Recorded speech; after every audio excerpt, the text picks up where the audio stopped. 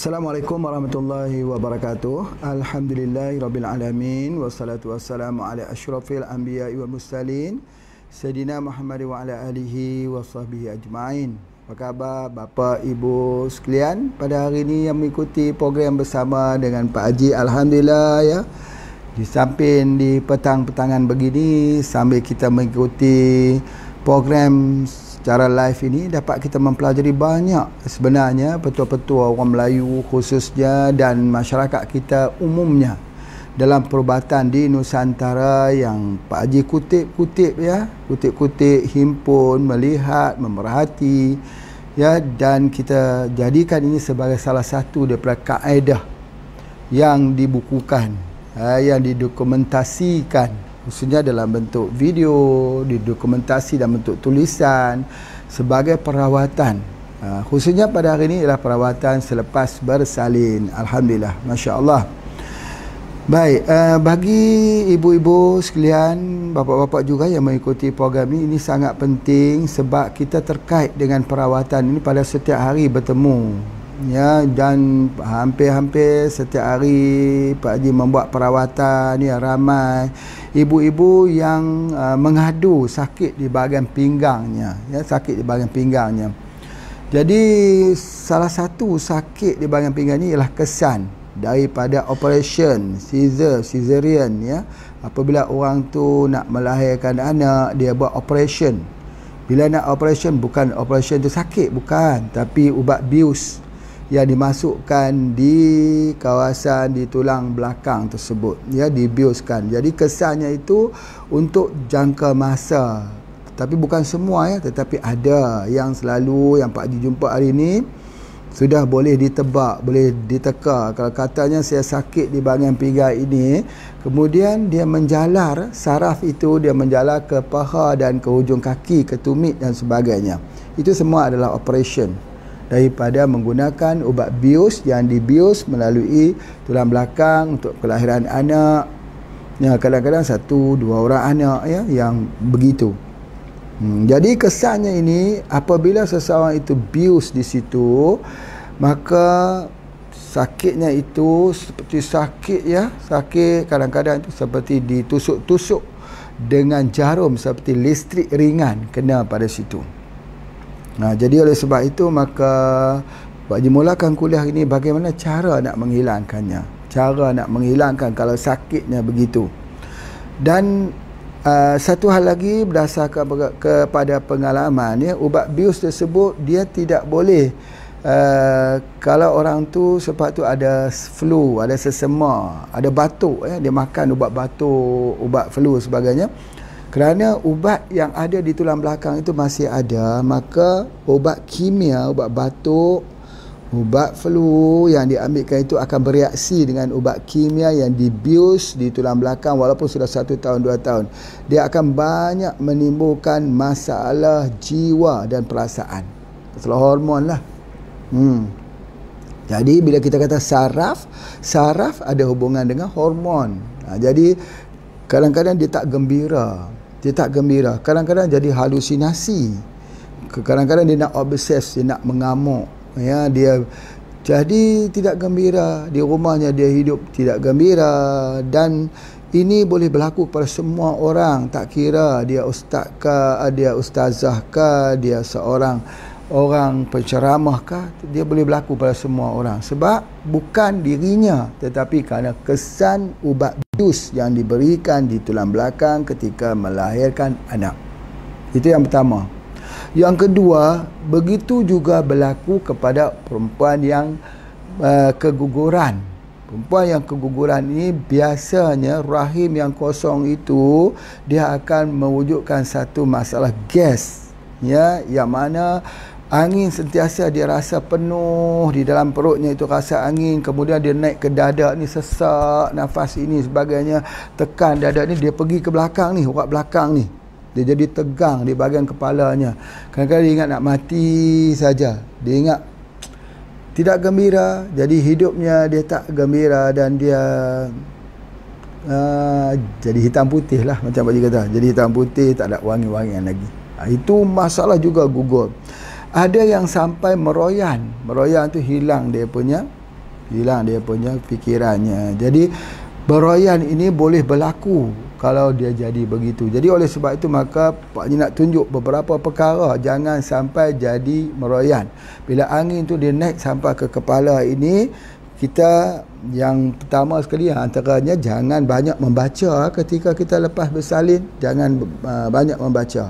Kalau kita baca, apatah lagi kita baca handphone, kita fokus macam ni lah Quran ni, kita fokus itu banyak baca, itu akan menyebabkan boleh jadi merian juga, meroyan juga. Dia tidak boleh sangat menggunakan bahagian mata. Ada dua anggota kita yang kita tak boleh guna sangat, ya. Yang pertama ialah mata. Mata tidak boleh fokus sangat kepada pembacaan yang banyak. Yang kedua ini, perempuan lepas bersalin. Ini kalau kita bangkit, kita tekan begini atau kita tumbuk, kita kata tumbuk apa tu, sambai lah, ya. Jadi kalau kita gunakan ini dia akan kena ni urat seperti kena carpal syndrome. Kena ni, sakit ni. 3 jari ni, kadang-kadang 4 jari begitu. Nanti akan juga Pak Haji terangkan ini. Sakit jari ni. Jadi dia tidak boleh menyapu. Begitu dia tak boleh nyapu. Tak boleh main golf lah. Tak boleh main golf. Tapi mana ada perempuan nak main golf lah. Kod kata main golf. Pak Haji nak ceritakan, golf pun tak boleh main, menyapu rumah pun kita tak boleh main. Itu yang pertama. Sini mesti jaga. Ya, itu selalu akan berlaku. Yang kedua, mesti jaga mata. Yang ketiga, mesti jaga ketika kita berjalan. Ibu jari kaki kalau tersepak kena pintu dan sebagainya, aduh, darah akan keluar banyak. Di ibu jari itu, ya, ibu jari harus jaga. Dan ketika kita selepas bersalin, gugur, kita kena ingat, kita tak boleh berjalan macam orang duduk berkawat tentera tu. Sedia, siap, sedia sebagainya. Tak boleh begitu. Sebab kalau kita berjalan macam tu, tidak boleh. Nanti dia peranakannya turun. Jadi bila peranakannya turun, nanti kita boleh lihat cara orang tu berjalan pun menunjukkan peranakan dia turun. Dia sering sakit pinggang, sering dia nak terkencing, makan saja nak terkencing, kemudian dia akan jadi macam. Sebab apa? Peranakannya turun. Jadi orang lepas bersalin tu biasanya orang pakai bengkung. Ya, bengkung. Apa di sini pakai? Dia ikat perut tu. Ikat perut bengkung tu, bengkung yang panjang tu.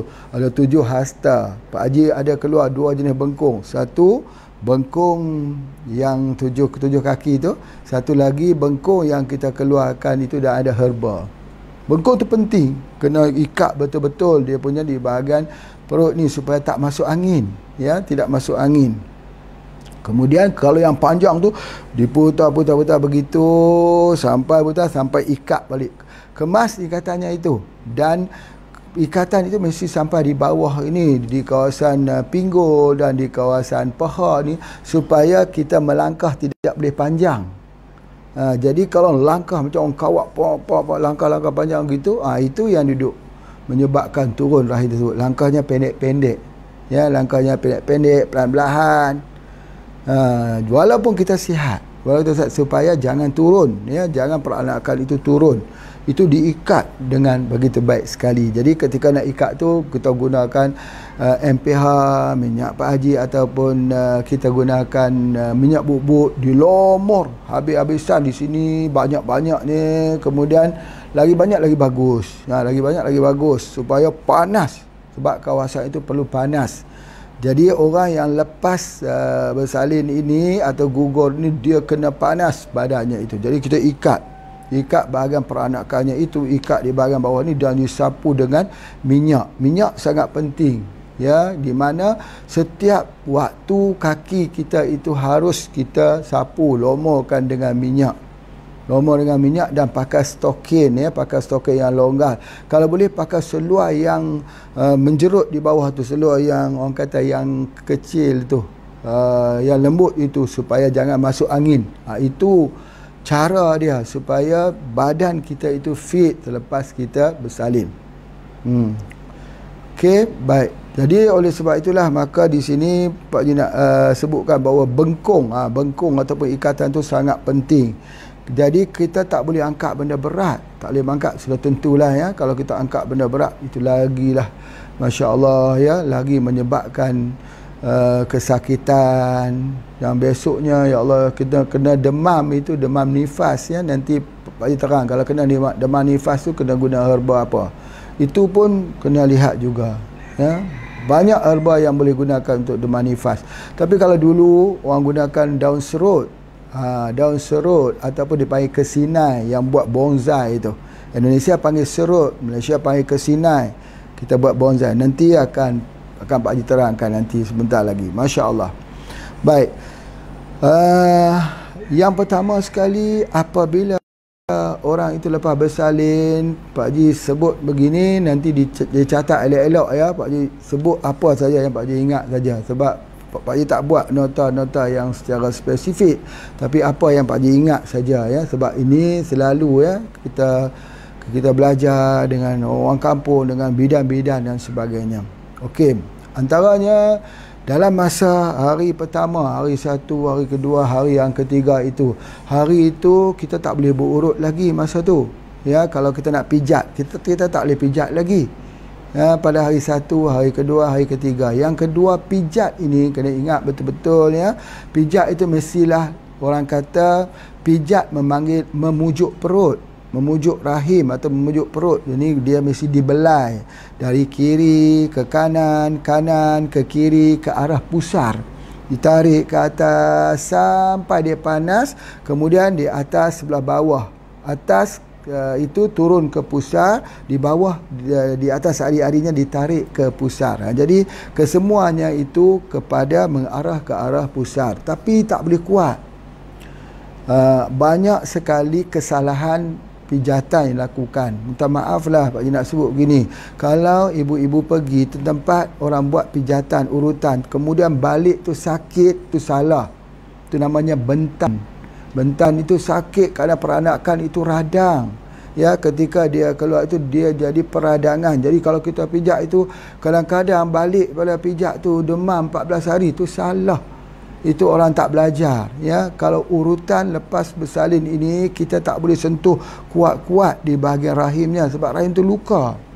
Itu harus kita ingat betul-betul ya, petua-petua ini. Jadi cari bidan-bidan kampung, mereka-mereka yang pandai ataupun mereka yang nak belajar, silakan. InsyaAllah di sini kita buat pelatihan sengkak atau urutan untuk perempuan lepas bersalin. Jadi begitu juga kita harus naikkan pelviknya itu. Macam mana cara nak menaikkan pelvik itu ada di dalam kiropraktik ya. Kiropraktik yang kita amalkan, kiropraktik yang ditunjukkan di sini, pembetulan tulang belakang, PTB yang kita tunjukkan.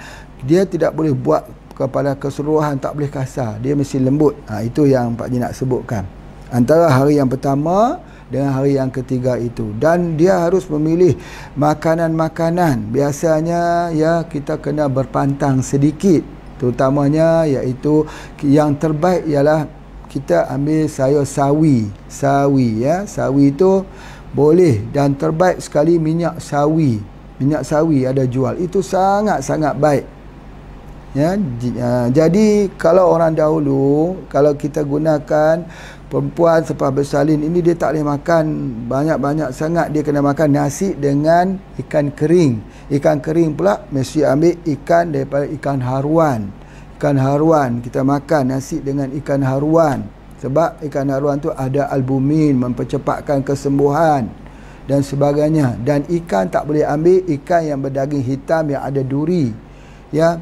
Begini saja cara pengecaman.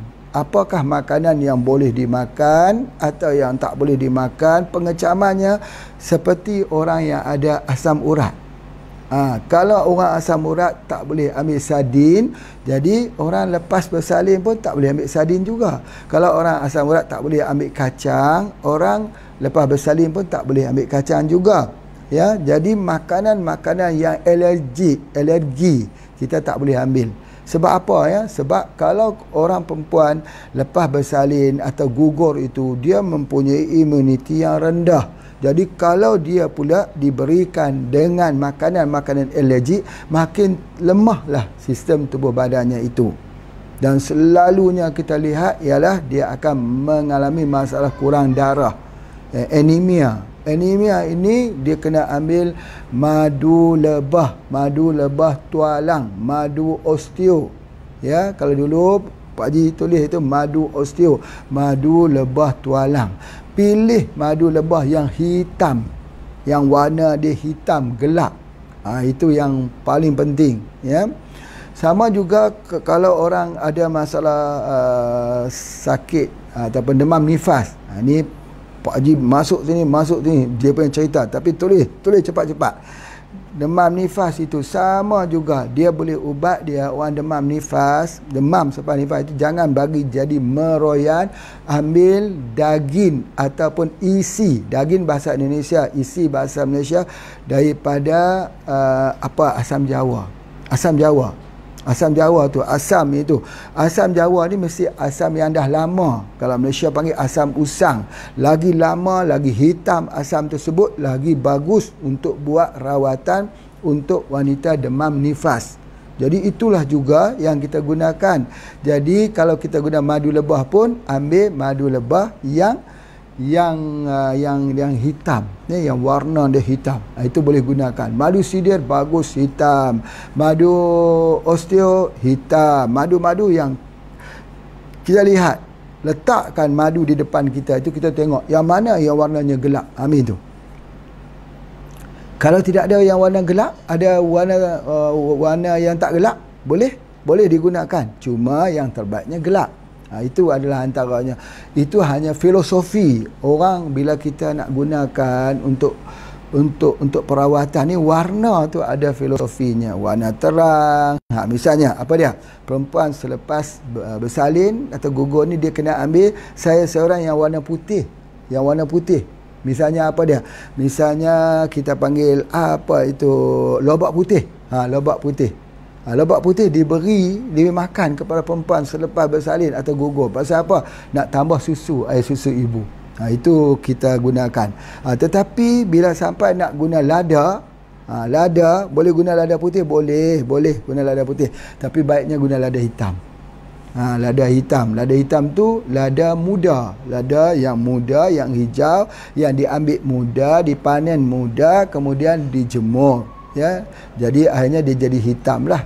Jadi dia lebih rasa pedas sikit lah. Kita ambil begitu bagus sebab untuk memanaskan badan. Jadi kalau boleh, kalau kita buat sup, sama ada kita buat sup daripada sup daripada ikan haruan, masuk lebih sikit ladanya.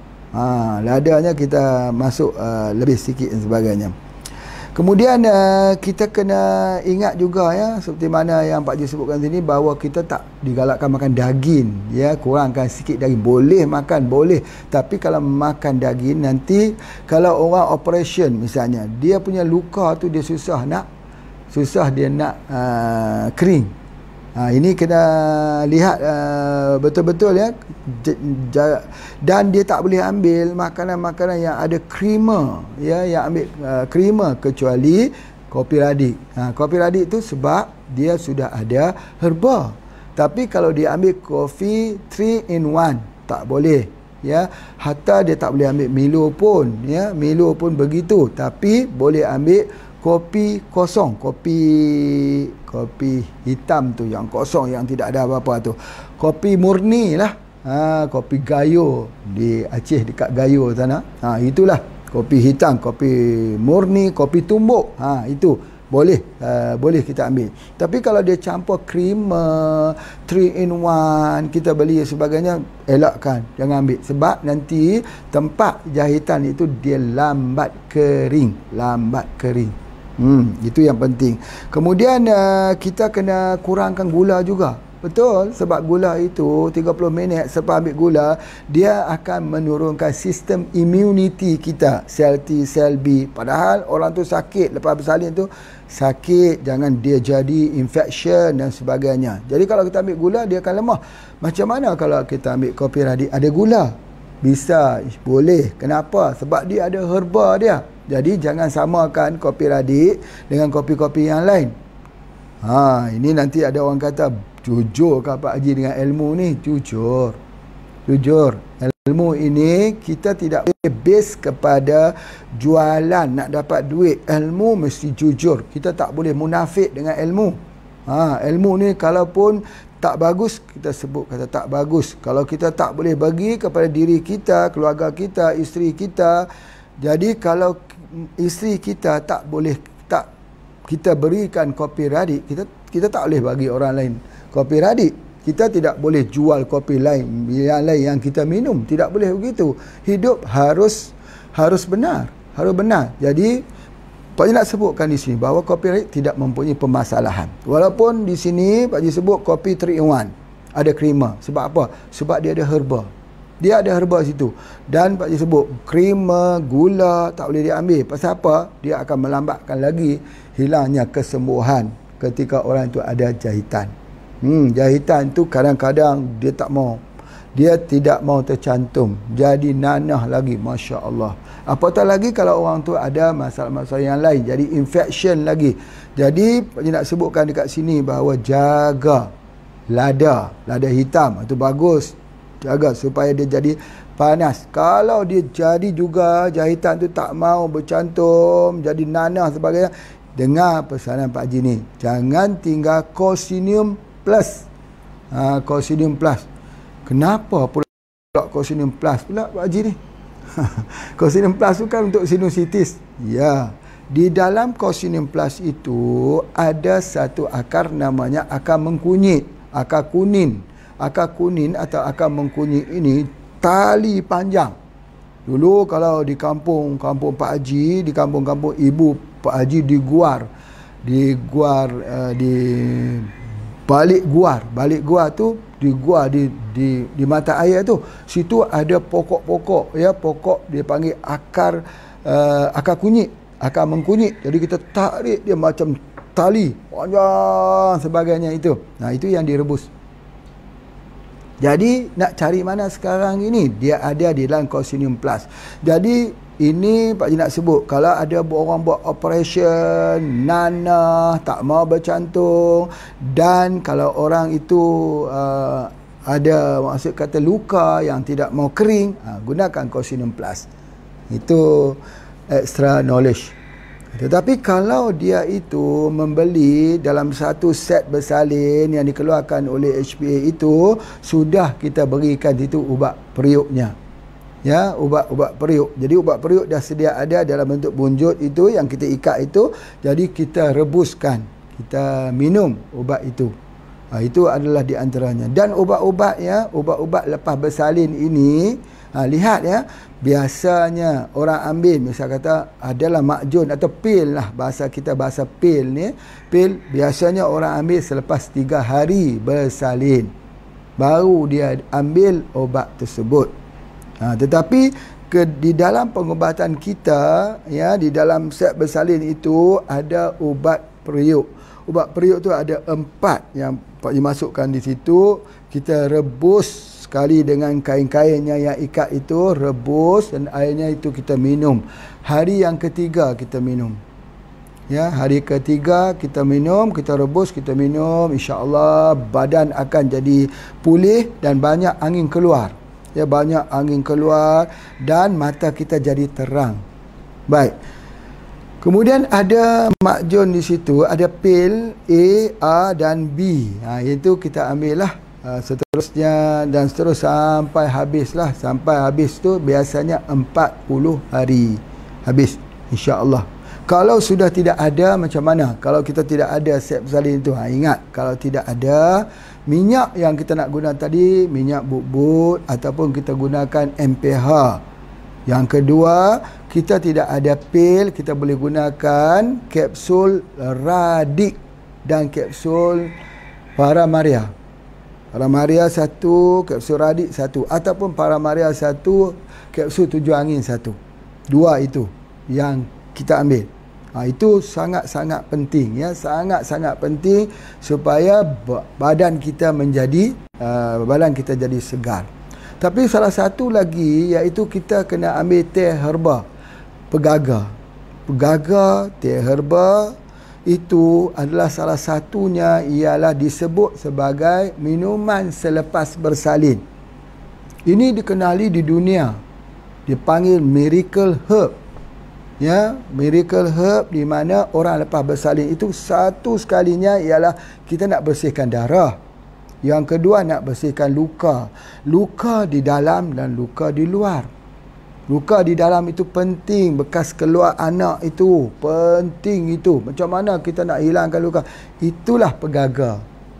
Tetapi ingat betul-betul, pegaga ini kalau orang itu tidak ada darah rendah, tidak jadi masalah. Tapi kalau dia ada darah rendah, ambil pegaga, dia pusing. Dia jadi pusing begitu. Ingat, itu bukan mesti kita kena tinggal pegaga. Jangan tinggal pegaga. Lepas bersalin, jangan tinggal pegaga. Pegaga itu dah diukirkan elok di luar, bagus di dalam. Jadi kita ambil gitu, tetapi tambahkan dalam pegaga tersebut madu lebah. Ya, dalam air teh pegaga tadi tambahkan madu lebah. Dia tidak akan mempunyai masalah kalau darah rendah pun. Itu penting. Jadi oleh sebab itu di dalam itu kita bagikan pegaga, dan kalau tuan-tuan tak ada, bapa ibu tidak ada, ya, kita gunakan spirulina. Penting. Atau seperti Pak Haji sebutkan moringa. Oleh kerana kita moringa dan spirulina ini dia mengandungi zat yang tinggi. Zat besinya tinggi, mengatasi semua zat besi daripada tanaman-tanaman lain. Sama juga kenapa kita mengambil sawi. Sawi kerana nak dapatkan zat besinya. Jadi oleh sebab itu, maka kita juga apabila kita menggunakannya itu, maka bila kita gunakan moringa, bagus sekali. Tapi jangan ambil daunnya rebus terus. Kalau kita makan daunnya rebus terus, dia sakit sendi sebab dia terlalu dingin. Kita ambil yang dikeringkan, dibubukkan. Senang saja kalau ada di rumah kita daun moringa, ya. Pak Haji sebutkan, ya. Masa pergi di Lombok, di Lombok banyak sekali daun moringa. Ambil daun tu dikeringkan. Kalau boleh keringkan dengan guna angin, ya, tidak terkena terus. Apatah lagi jangan kena panas petang. Kalau panas pagi, alhamdulillah boleh guna. Ya. Jadi sebab apa? Apa beza panas pagi dengan panas petang? Ya, kalau panas pagi itu, waktu duha itu, matahari naik sepenggalah dan sampai tengah hari itu, ya, dia itu dia tidak sama dengan yang petang. Kalau petang itu kita panggil ultraviolet. Ya, jadi oleh sebab itu maka kita jemur ni pun bagus, dia jadi ubat. Tumbuk, kemudian baru kita bagi serbuk minum bagainya. Boleh juga menggunakan kulit manggis. Kulit manggis tu sangat baik juga untuk merawat luka selepas bersalin. Jadi kalau tidak ada ni, ambil kapsul sajalah. Ambil kapsul. Itu yang Pak Haji nak sebutkan, bahawa kemudian kita tak boleh juga makan ikan yang gatal-gatal. Itu. Ikan yang gatal tu seperti ikan apa? Ikan sardin. Ikan sardin boleh menyebabkan gatal. Kadang-kadang kita lihat juga ada setengah orang tak alergik dengan ikan sardin. Ikan sardin ada dua jenis juga. Ya, dia macam ikan tongkol. Kita boleh ambil yang putih, boleh ambil yang hitam dan sebagainya. Kalau ambil yang hitam tu memang seperti ikan tongkol, ikan duri, itu semua menyebabkan gatal. Begitu juga kita tak boleh ambil telur. Bukan sebab telur bagus. Telur itu ada albumin, tapi makanan telur itu diberi pada itik penelur itu daripada kimia. Ayam itu juga diambil daripada kimia. Kalau telur ayam kampung, alhamdulillah, bismillah, boleh sebagainya. Jadi ikan ini juga Pak Haji nak sebutkan bahawa termasuk udang, sotong, ya, cumi, kepiting, itu kena hati-hatilah. Kalau kita kalau kita sudah terambil tiba-tiba dalam keadaan kita itu bengkak, muka kita bengkak, gatal di tempat operation tersebut, bagaimana? Ya, keluarkan. Macam mana nak keluarkan? Keluarkan anti-rax. Anti-rax itu dia akan menghilangkan kesan keracunan. Bukan hanya untuk orang yang selepas bersalin, tidak. Kita pun kadang-kadang kalau kita pergi di laut, kalau kita makan seafood, tiba-tiba bengkak muka kita, gatal-gatal, ambil anti-rax. Kalau dulu ada filosofi dia begini, kalau masuk hutan bawa anti-rax. Masuk hutan bawa antiret, takut dipatuk ular, takut disengat oleh tawun tanah. Tawun bahasa Indonesia, tawun bahasa Malaysia panggil tebuan. Tebuan tanah ni lebih racun, lebih racun daripada ular. Baru-baru ni ada seorang teman kita, saudara kita yang kena tawun tanah ini, Masya Allah. Ya, dan kita kena ingat, kalau kita sudah terpijak dia, ingat ni, ini kalau kita nak belajar masuk hutan, nak survivor dalam hutan ini, nak cari pencari akar kayu, ini hebat ni, cari akar kayu masuk hutan, survivor. Jadi kurus, fit. Selalu orang masuk hutan ni fit, badan dia bagus-bagus sebagainya.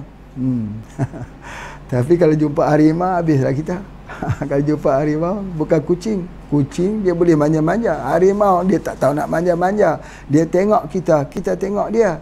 Kalau kita sempat lari, kita lari. Tapi kalau citah, citah manalah ada tempat kita. Tapi kalau ada citah, citah ni larinya paling kencang, perenangnya paling hebat, pemanjatnya yang paling cepat. Jadi kita nak lari mana? Larinya lebih kuat. Lebih kuat.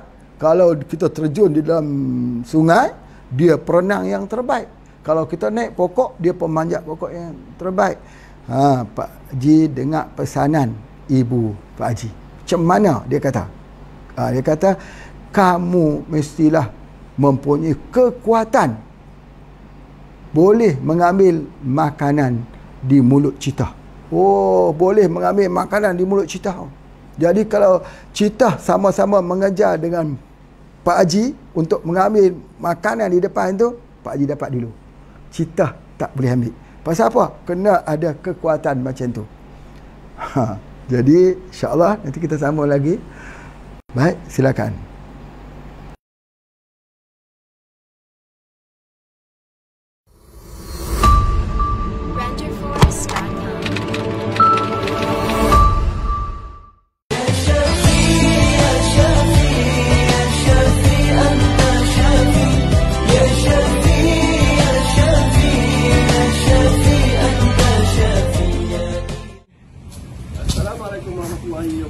Selamat datang ke Galeri Madu Aikroh Malaka. Tuan-tuan dan puan-puan sekalian, ilmu Tibbun Nabawi dan madu tidak dapat dipisahkan kerana ia disebut di dalam Al-Quran surah An-Nahl ayat 68. A'udzubillahi minasyaitonirrajim.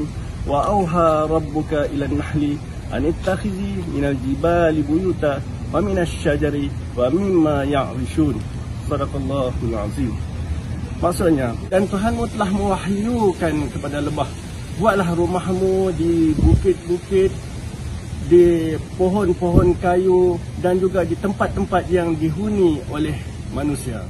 Saya teringat antara kuliah yang disampaikan yang saya pernah belajar daripada guru saya, Tuan Haji Ismail bin Haji Ahmad. Beliau mengatakan bahawa kekuatan madu ini terletak pada penghasilan madu lebah yang dihasilkan oleh kekuatan getaran yang dihasilkan oleh lebah-lebah, iaitu getaran. Di sini kita dapat melihat madu dijual dalam berbagai bentuk dan mempunyai khasiat yang tersendiri. Di dalam SPA kita mempunyai madu-madu yang berkualiti tinggi seperti madu sumur, madu habatus sauda, madu osteo, madu mar'i, madu sidir, madu asli dan madu liar. Jangan lupa amalkan madu dalam kehidupan seharian kita.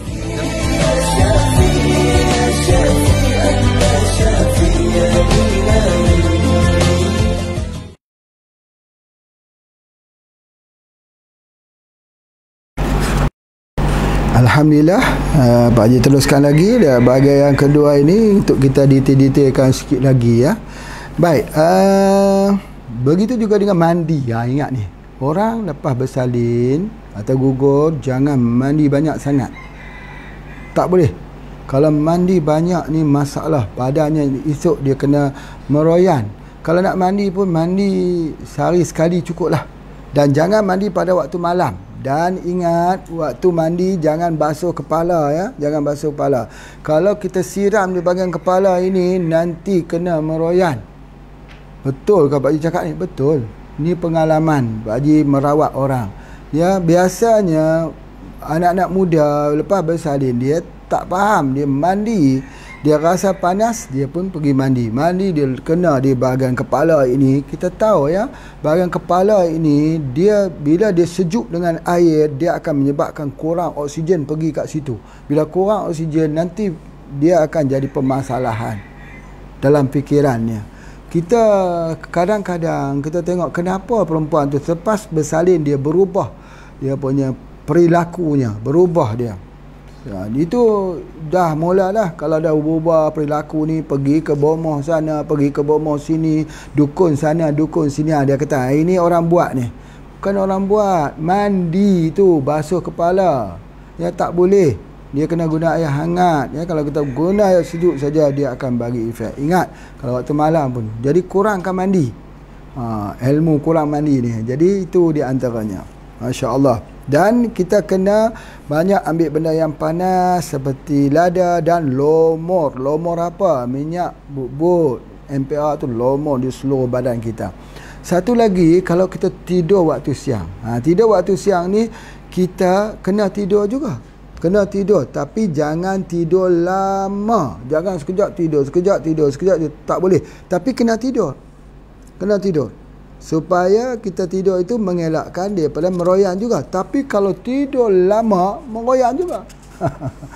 Ini meroyan ni sebab tidur kan? Sebab apa ya? Sebab bila kita tidur, kena ingat ya, ketika gini, bahagian yang paling perlu jaga ada dua bagi perempuan lepas bersalin. Ni bahagian kepala. Kepala tak boleh duduk rendah. Kalau rendah, dia nanti pergi, angin tu kan pergi di bahagian kepala tu, itu dia jadi galau bagainya.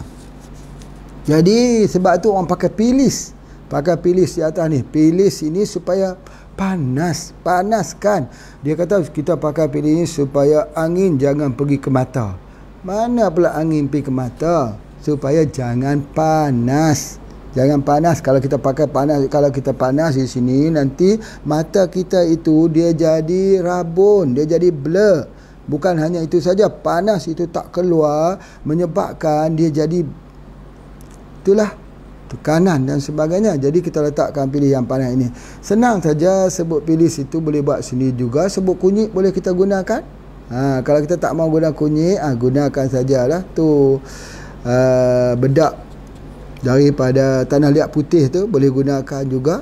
Itu hati bumi yang ada kita jual tu juga boleh gunakan sebagai pilis ya, kita letakkan dekat situ. Ada orang tanya Pak Haji, kenapa kita tak buat pilis ya? Kenapa kita tak buat pilis? Insya-Allah ya, untuk masa depan Pak Haji pun fikir kita nak buat pilis juga, insya-Allah. Baik. Okey, itu sebahagiannya. Kemudian Pak Haji nak sebutkan dekat sini susu. Macam mana susu? Boleh tak kita guna susu? Jadi kalau dalam pelajaran kita tak guna susu. Kalau susu dia lambat, dia kering, dia lembab. Jadi sebab itu kita boleh guna kopi. Kopi hitam itu, kopi tumbuk itu. Dan boleh guna kopi radik. Ini dia. Masya Allah. Jadi hasil daripada pemakanan begini kerana orang kita sudah tak siap lagi seperti dahulu. Selepas bersalin, beli set bersalin. Hari ni orang dah tak mau beli set bersalin lagi. Susah katanya. Macam mana kita nak buat supaya orang tu sihat? Minum kopi radik. Senang saja. Kesimpulan dia, kunci di situ. Minum kopi radik. Dah. Semua herba ada kat situ. Herba untuk peranakan ada di situ. Herba untuk panaskan badan juga ada situ. Sehari berapa kali? Kena ambil minimal 3 cawan. 3 cawan tu maksudnya cawan kita lah. Cangkir kita tak boleh cangkir terlalu besar, air banyak tak boleh. Cangkir kita. Cangkir tu itulah yang Pak Haji jual tu. Jadi kita gunakan cangkir itu.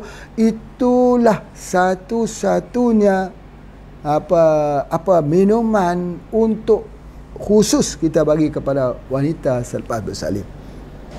Mudah kan? Kalau dulu susah nak cari ke hutan dan sebagainya. Jadi ini sudah tak perlu. Jadi itu yang pertama. Yang keduanya, banyakkan halia, banyakkan lada. Banyakkan ambil temu lawak, temu ireng, temu kunci. halia, pahit halia, gajah. Semua boleh gunakan apa semua itu. Kunyit, sangat penting kunyit. Nak sebut ini kunyit itu salah satu daripada untuk rahim. Seperti mana yang kita belajar kita belajar filosofinya, mana-mana tumbuh-tumbuhan yang ada ubi yang duduk di bawah tanah itu.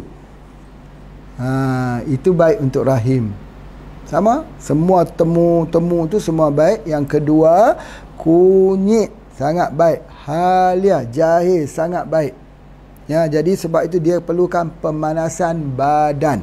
Sebab banyak darah keluar. Bila darah keluar ini, dia jadi dingin, dia jadi sejuk. Bila sejuk itu, dia nak kadang-kadang tergigit giginya itu jadi terkancing gigi.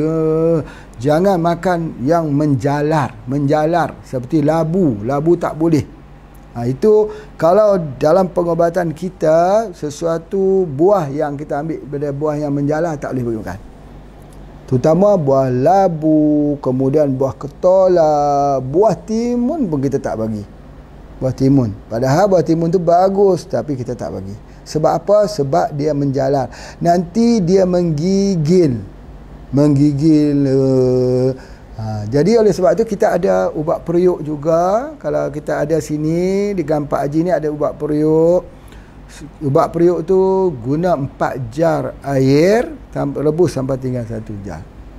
Ada yang laki-laki, ada yang perempuan. Minta maaf sikit lah, Pak nak keluar sikit daripada tajuk lepas episode ini. Banyak sekali orang laki-laki pun yang mempunyai masalah angin darah. Angin darah. Apa tu angin darah? Angin darah ni berartinya dia datang sebab dia sebenarnya masalah pencernaan. Masalah di perutnya itu, dia makan, dia rasa berselera, tapi dia makan sikit kenyang. Kemudian dadanya ini sesak, berdebar-debar. Kadang-kadang dia rasa macam kena serangan jantung.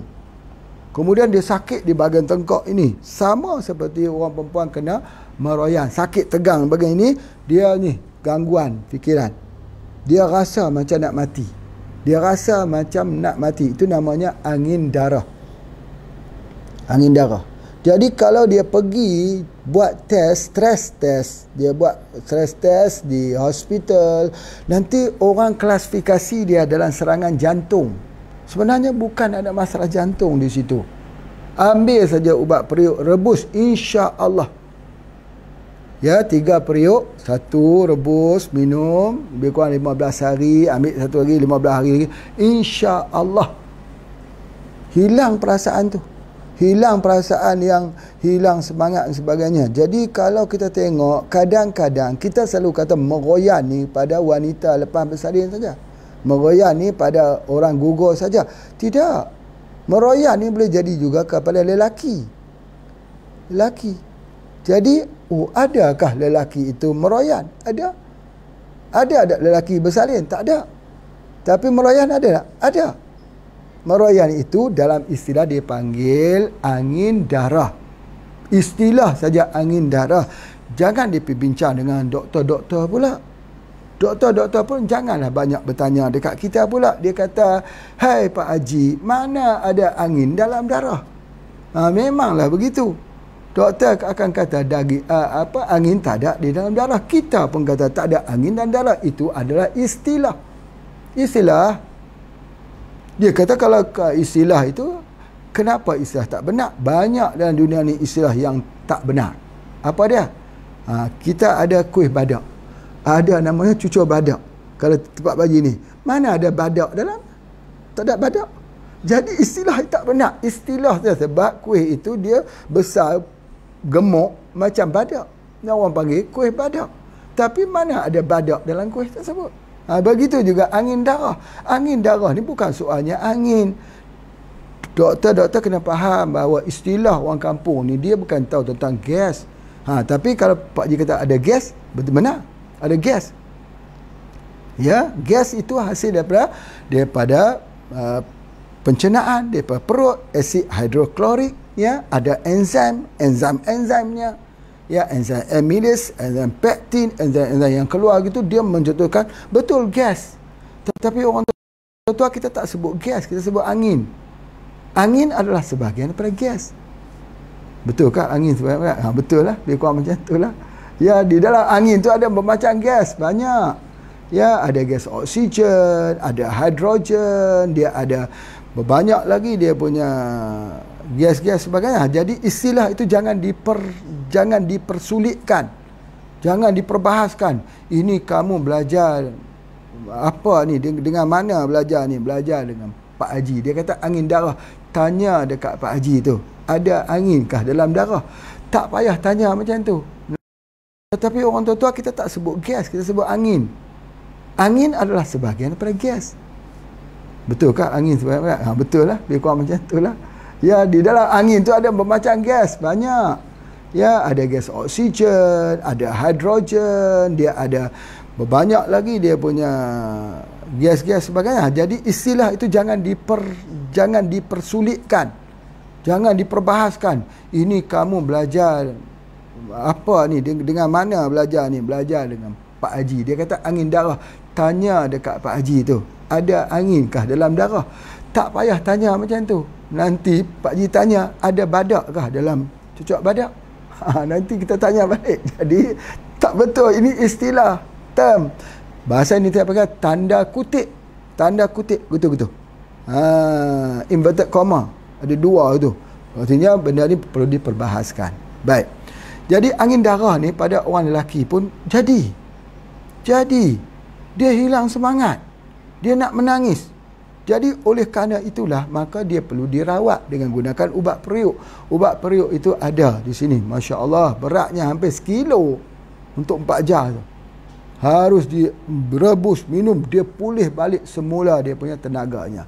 Tetapi kalau orang itu sudah mengamalkan ubat hospital, berdasar pengalaman daripada Pak Haji duk jumpa lah kadang-kadang ya, satu orang tu dia datang ke sini, dia kata dia ada semua, darah tinggi, kencing manis, sakit sendi, arthritis, dia susah hati, dia tak boleh tidur, dia sakit ngilu-ngilu sebagainya, sebab terlalu banyak ubat kimia tu sekantung. Bahasa ni saya panggil sekantung ubat tu. Pak Haji pun ambil lah kelas. Oh, Pak Haji kata, oh ada 7 jenis rupanya. Dia kata bukan, ini yang hak saya bawa. Ada lagi yang belum bawa. Ada lagi. Ini pun sudah sekantung dah. Mata pun dah jadi kelabu sebagainya. Allah, sedihnya. Jadi bila orang macam tu, kita nak alihkan semula, tak boleh ambil bentuk kapsul. Tak boleh.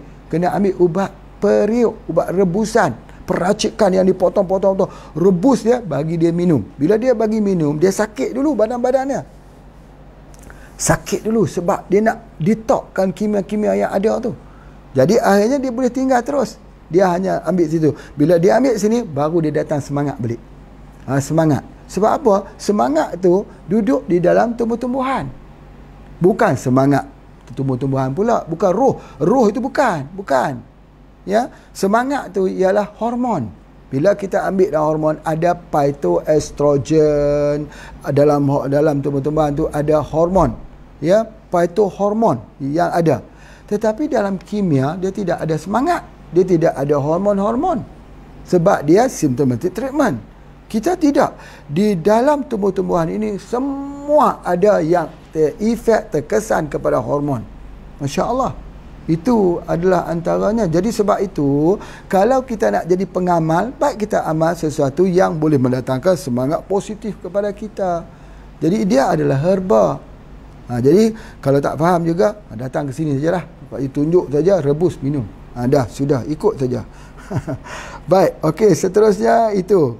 Jadi oleh sebab itu ketika kita tidur, orang yang lepas bersalin ini atau gugur, kepala jangan rendah.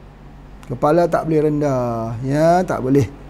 Jadi kalau kita rendahkan kepala, nanti angin lagi, angin pergi ke kepala. Bahasa ada, tanda kutip. Itu dia antaranya. Baik, Masya Allah. Baik. Satu lagi yang Pak Haji nak cerita sikit lah tentang satu perawatan yang lama yang ditinggalkan. Tujuannya Pak Haji cerita ni supaya dirakamkan. Kalau dah Pak Haji meninggal besok, ada rekod lah. Nanti pengkaji-pengkaji selepas Pak Haji nanti akan mengkaji ucapan Pak Haji ni, insya-Allah. Ya, baik.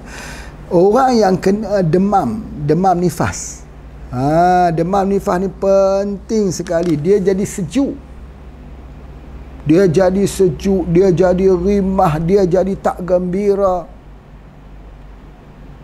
Pak Haji ingat lagi dulu dalam perawatan dia kena apa, dia panggil umusibian. Apa tu umusibian ya? Yang ni dengar ya, ini yang Pak Haji pernah dengar ya, kuliah. Ketika rahim itu kosong, dia dimasuki oleh jin. Jin. Jadi bila jin masuk dekat situ, orang tu dia jadi perangai seperti anak-anak kan. Kerana jin itu jin anak-anak. Ini Pak Haji cerita jin betul. Dengar sampai habis ni, jangan stop dekat sini, sebab ini nak cerita apa yang kita belajar. Kita belajar ni kita harus cerita semua. Tetapi nanti kita nak menganalisa, kita akan menganalisa kemudian. Jadi masuklah umusibian ini, jadi orang tu dia jadi macam keanak-anakan, jadi gila mayam betul-betul. Main batu batu selambut, kalau sini panggil batu apa itu, batu kecil-kecil tu main. Dia sak-sak dia ketawa, sak-sak dia menangis, sak-sak dia menyanyi. Kadang-kadang dia boleh buang pakaian semua, dia menari dan sebagainya. Ni serius ni. Pak Haji bukan nak cakap pasal ni. Boleh jadi gila betul-betul. Pengobatan orang dahulu. Tengok ya, ini nanti Pak Haji akan ulas ni. Pengobatan orang dulu, dia pergi ambil apa? Ketika orang meninggal dunia, keranda yang diketam tu apa kita panggil apa? Keranda kayu buat keranda tu yang diketam orang tu, abu-abu tu dibakar, diambil abunya itu, dia buat minuman di dalam air. Minum yang tu sembuh dengan izin Allah. Nak ulas macam mana ni? Kita kata betul tak betul Pak Haji, tapi minum hilang gila tu. Baik, ini sangat menarik untuk kita bincang. Jadi kita nak bincang hari ni juga kan, nak sambung tengok penyangkat besok. Baik, sebelum itu Pak Haji nak jelaskan dulu bahawa pengobatan kita ialah pengobatan tauhid. Tauhid, menegakkan tauhid. Pak Haji tak banyak bercerita tentang makhluk-makhluk halus ni, sebab nak mengajak kita kepada alamiah dan ilahiyah, bertauhid kepada Allah Subhanahu Wa Taala, dengan tidak menakut-nakut dengan benda-benda yang pelik-pelik macam ni, benda yang aneh-aneh macam ni. Apakah Pak Haji tak pernah berjumpa dalam alam-alam begini? Pasti jumpa. Kalau orang belajar dengan ilmu apa, pasti jumpa. Tapi kesemuanya kita kunci masuk dalam peti, kita kunci, kita lock. Anak kuncinya itu kita buangkan saja supaya tak dibincang orang. Yang kita bincang ialah bagaimana untuk mensucikan Allah, untuk membenarkan kalimah la ilaha illallah, kerana kita adalah khalifah Allah di atas muka bumi ini. Baik, apa yang Pak Haji nak sebutkan dekat sini, bahawa ketika tubuh badan kita jadi lemah, ya, kita faham bahawa ketika tubuh badan kita jadi lemah, fikiran kita akan jadi galau. Masa itulah gangguan itu datang di jiwa kita. Gangguan daripada syaitan. Syaitan itu minal jinnati wan nas. Daripada manusia pun ganggu juga, jenis jin juga gangguan itu. Tetapi gangguan-gangguan ini, syaitan ini dia boleh ganggu bila kita menghadapi masalah lemah. Lemah bukan sudut fiziknya saja, tapi lemah dalam tanda kutip akidah. Bila kita menyerah berartinya kita percaya, kita mengulang-ulang, ulang sebut. Jadi oleh sebab itu kita jangan pergi ke situ. Ya, jangan kita pergi kepada pengobatan begitu. Cumanya bila seseorang tu ambil abu daripada kayu yang dibakar, dia adalah cakul, dia adalah arang, dia ada karbon aktif. Benar pengobatannya di sudut alamiahnya. Berartinya kalau ada terjadi macam tu, tak perlulah pergi cari ke kayu keranda di mana sebagainya. Ambil saja MPH. minyak MPH tu. Kerana dalam minyak MPH itu, minyak Pak Haji itu atau minyak bubuk itu, yang hitam itu adalah arang. Ambil arang tu saja, bagi minum dalam air hangat, insya-Allah dia akan menangkap semua gas-gas yang keluar itu, dan orang itu dia tak jadi gila merian. Gila merian. Masya-Allah.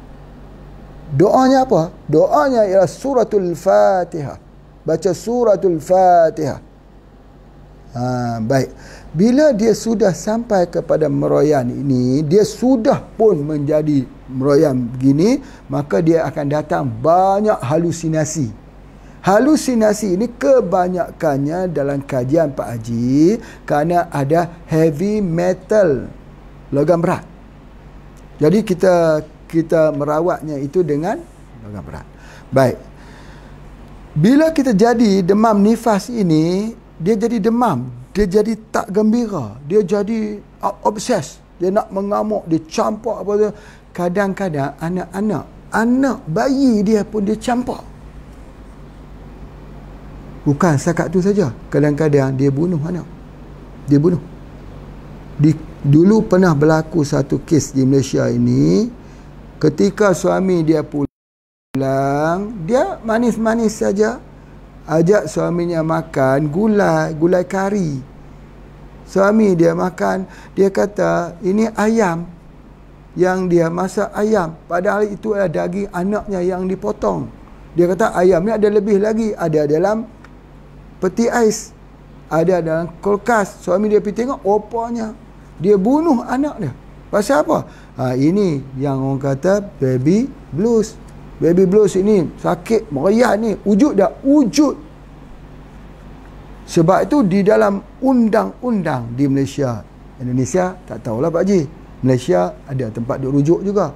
Apa dia undang-undang dia? Dia kata tidak dijatuhkan hukuman mati bagi ibu-ibu yang melakukan perkara-perkara yang boleh menyebabkan kematian dalam keadaan dia terjadi penyakit tersebut.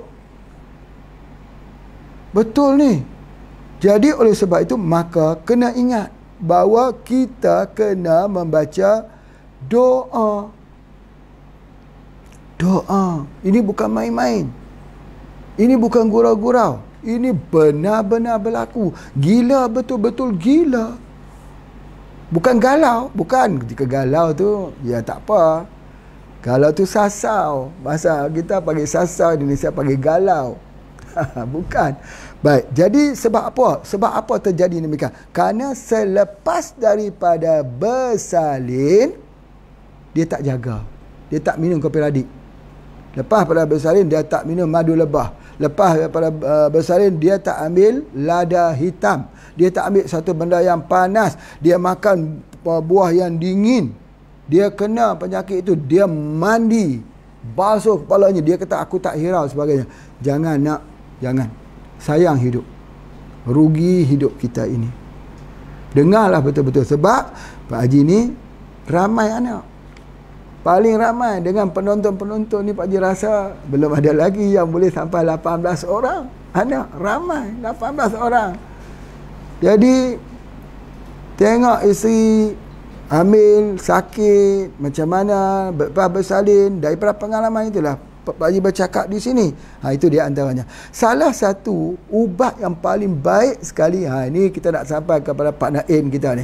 Ubat yang paling baik untuk demam nifas. Apa dia? Pokok bonsai. Pokok bonsai kesinai. Pokok bonsai kesinai itu, kalau Indonesia katanya kesinai, dia tak tahu. Pak Haji cuba rujuk sekali di Indonesia, dia kata pokok godong. Pokok godong atau serut. Banyaknya orang panggil serut. Dulu ketika pergi di Jogja dengan Pak Supri, apa khabar Pak Supri? Jadi jumpa dengan Pak Supri, pergilah makan dekat kedai-kedai tu, kedai makan tu. Tunjuk dekat Pak Supri, Pak Supri itu dah pokok dia tu, pokok kesinai. Oh, di sini kata Pak Supri orang panggil pokok serut. Alhamdulillah.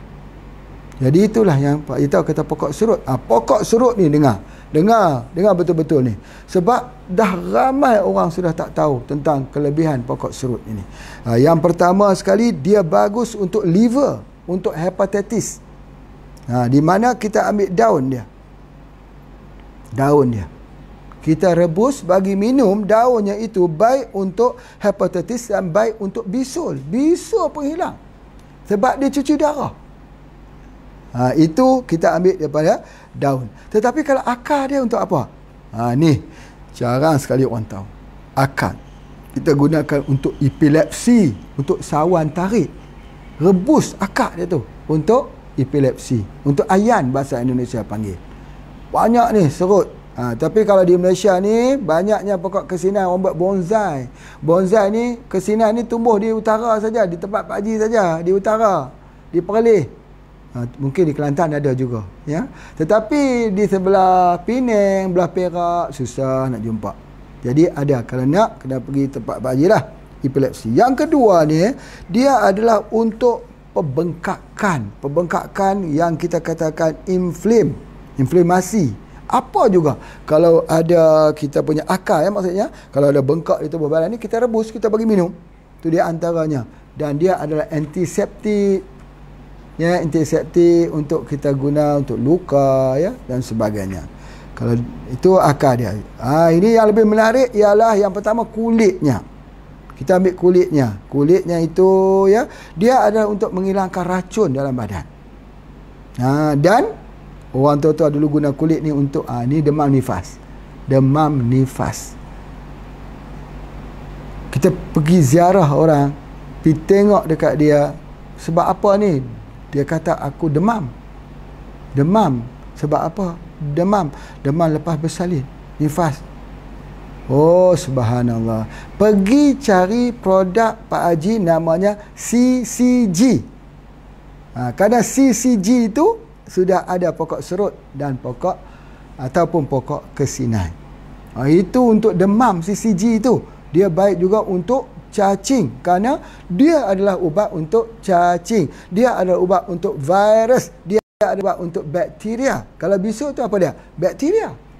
Kalau demam tu apa? Virus. Dia untuk cacing, untuk bakteria, untuk virus. Jadi produk CCG itu bukan untuk cacing saja.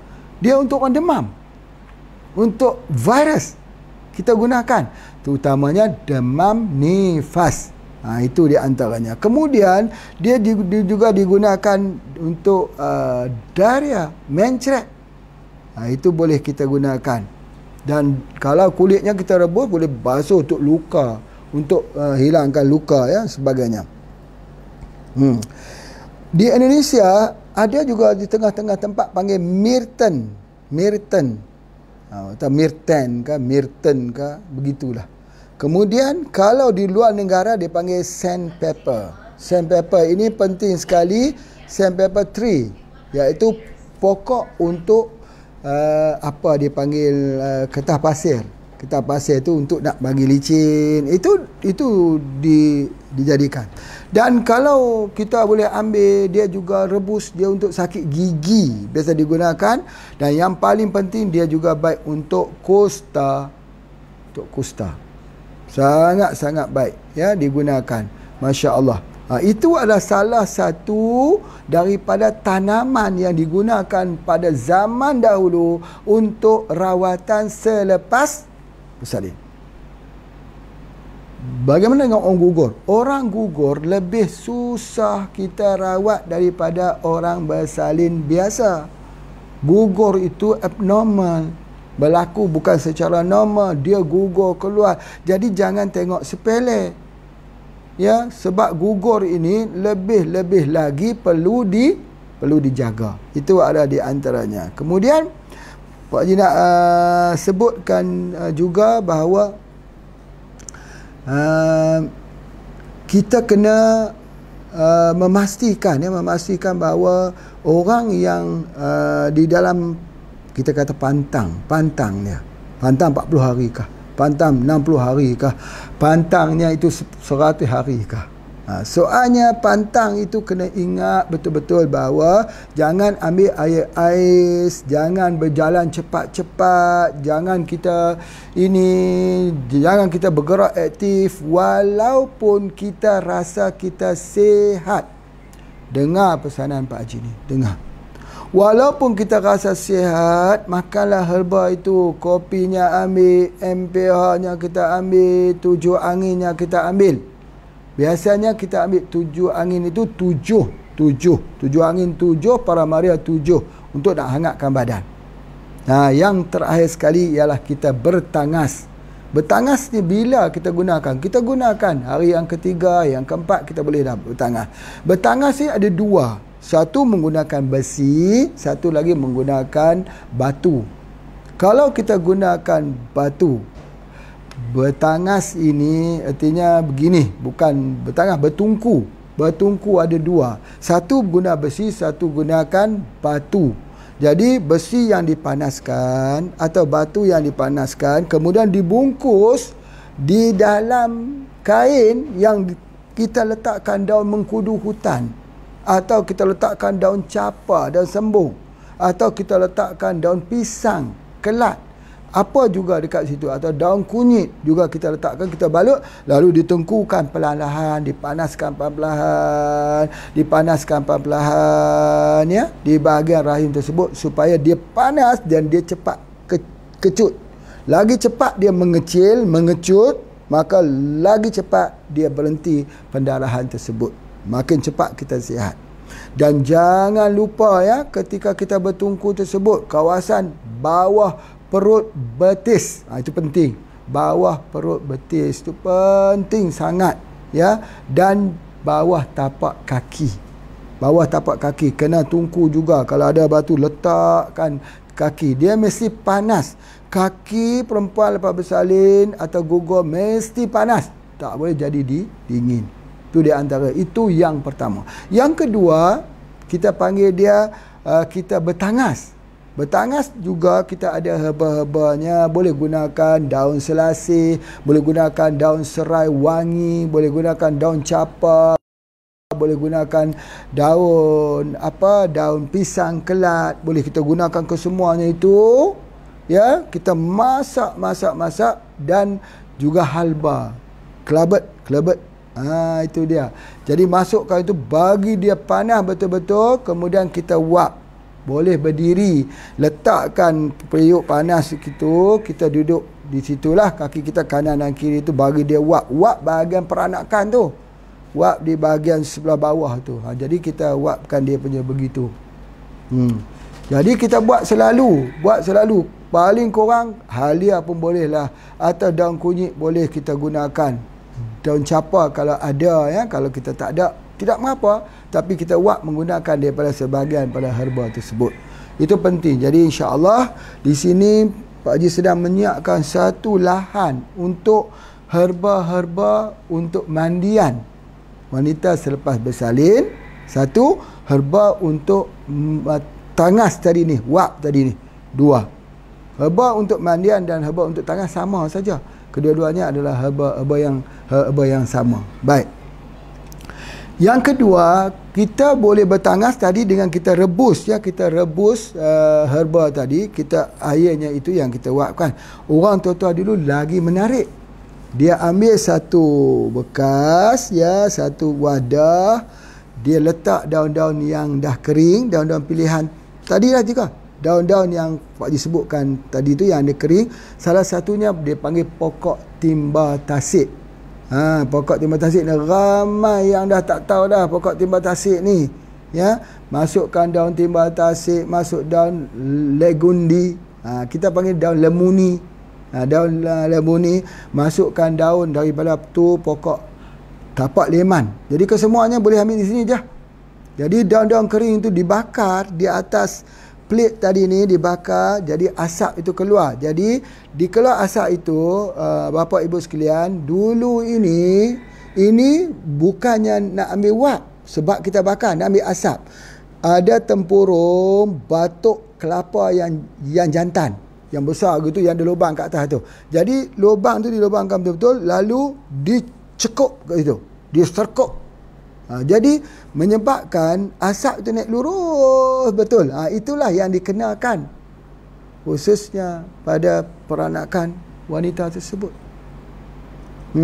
Jadi bila dia dia akan berdiri di situ, buka kaki sikit, letak dia punya itu, asap dia naik lurus saja itu, insya-Allah. Itu satu kaedah yang sangat baik. InsyaAllah Pak Haji bersiap untuk nak membuat dia punya herba-herba ni kembali di sini. Jadi boleh datanglah nanti. Itu di antaranya. Kemudian kita mandi herba. Kita mandi herba ni boleh kita mandi paling-paling kurang serai wangi, ya. Kita rebus, lepas tu kesinai, lepas tu akar dedap. Itu antara kita buat ubat mandi. Ataupun kemudian minum tu kalau boleh halba itu, kelabat itu dimasukkan. Begitu juga boleh gunakan susu apa, susu ni kita ambil dah ketika dia sudah dah hampir-hampir kering. Dan kalau dalam ubat periuk set bersalin yang Pak Haji keluarkan, ada satu lagi herba kita gunakan, herba untuk membasuh. Ini sudah 40 hari. Bila kita 40 hari, herba tu direbus, ya, dengan menggunakan satu pokok, satu herba yang digunakan. Dia rebus, kita ambil herba tu, kita basuh, ya, basuh untuk membuang semua daripada kuman-kuman sebagainya. Dan bila kita sudah mula basuh gitu, berartinya darah akan mula kering. Jadi kita tidak boleh membasuh hari yang kedua, nanti hari ketiga dah kering dah, tak boleh. Jadi kita sebenarnya kita nak bagi darah tu panjang atau darah tu pendek. Itu antaranya. Jadi sebab itu ekstra. Jadi dalam fikih ni, orang darah nifas ni dia boleh keluar sekaligus, lepas tu hilang. Kebiasaan 40 hari 40 malam. Paling panjang 60 hari 60 malam. Kalau lepas daripada itu dipanggil darah istihadah. Jadi oleh sebab itu kalau tak keluar darah pun bermasalah juga. Dia mesti keluar darah, kecuali orang tu tak ada darah. Tak ada darah, dia tak boleh keluar darah. Dan jangan lupa, ya, jangan lupa mesti ambil zat besi tinggi. Sebab apa? Kalau kita pergi ke rumah sakit, doktor bagi juga zat besi. Tapi zat besi itu yang kita makan di rumah sakit itu, dia menyebabkan sembelit. Nanti tinja tu keluar satu-satu hitam-hitam macam besi. Jadi itu di antaranya. Jadi kita tak boleh macam tu. Sebab dalam pengobatan kita tak boleh sembelit. Nanti kalau perempuan tu sembelit, dia susah buang air besar. Nanti bagaimana dengan luka dia? Waktu dia nak buang air besar tu kan melibatkan tekanan dan sebagainya. Macam mana dengan luka dia sebagainya. Jadi tidak betul kaedah tu. Guna spirina, lawas lagi, tenaga dapat lagi, muka jadi merah balik sebagainya. Minum madu lebah. Kemudian MPH ambil, sapu kat muka, sapu kat belang, biar dia masuk meresap itu, baru kita lap-lap begitu. Ingat, kurangkan mandi. Boleh tidur pada setiap hari, kena tidur juga, tapi sekejap, jangan terlalu lama, kepala jangan di bawah. Dan kita kena pastikan bahawa insya-Allah dalam masa ini hati kita gembira. Hati kita senang. Ya, sebab apa? Melihat anak. Kalau dah tak ada anak meninggal macam mana? Anak meninggal, gugur. Ingat, siapa yang meninggal anaknya, 3 orang kata Rasulullah, dia ahli syurga. Dia sabarlah, syarat dia sabar. Datang seorang perempuan, dia kata, kalau 2 orang ya Rasulullah, 2 pun ahli syurga. Kalau 1 orang ya Rasulullah, dia bersabar, 1 orang pun masuk syurga kata Rasulullah SAW. Masya Allah, Masya Allah. Sabar. Baik. Kalau dia tak dia tak sabar, dia akan datang banyak penyakit.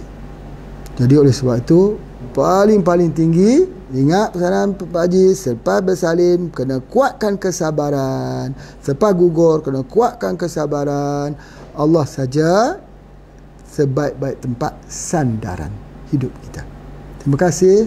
Jumpa lagi. Assalamualaikum warahmatullahi wabarakatuh.